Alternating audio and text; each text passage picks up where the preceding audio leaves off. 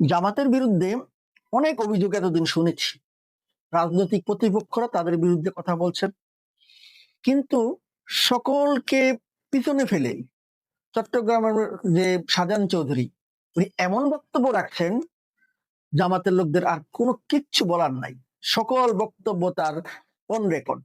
যদিও তিনি এই ব্যাপারে বিভিন্ন কথা বলেছেন, তিনি বলেছেন যে তার সঠিক বক্তব্যটি এখানে আসেনি।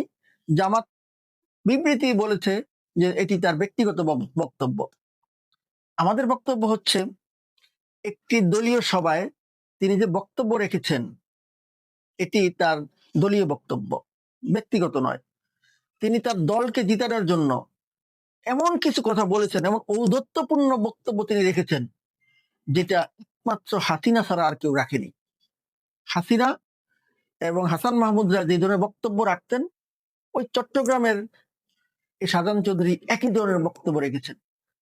পুলিশকে যেভাবে বলেছেন যে তাদের জন্য মামলা তাদের কথাতে উঠবে বসবে, প্রশাসন তাদের কথায় উঠবে বসবে, এমনকি স্কুলের যে শিক্ষকদেরকে তাদের কাজ করার জন্য এই ধরনের প্রকাশ্যে কথা বলা, আমার তো মনে হয় উনি একটা গৃহযুদ্ধ লাগানোর চেষ্টা করেছেন।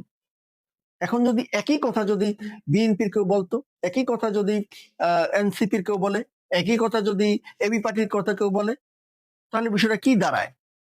আশঙ্কা কিন্তু উড়িয়ে দেওয়া যায় না। গতকালকে জামাতের আমির উনি বলেছেন যে জেনোসাইড হতে পারে নির্বাচনের দিন। তবে কি এই যে ওনার বক্তব্য এবং ফেব্রুয়ারি নির্বাচন নিয়ে জামাতের আমিরের বক্তব্যের মধ্যে যোগসূত্র আমরা করি, তাতে জেনোসাইডের গোড়াপত্তন কি করলেন না শাহজাহান চৌধুরী? কি বলেন আপনারা?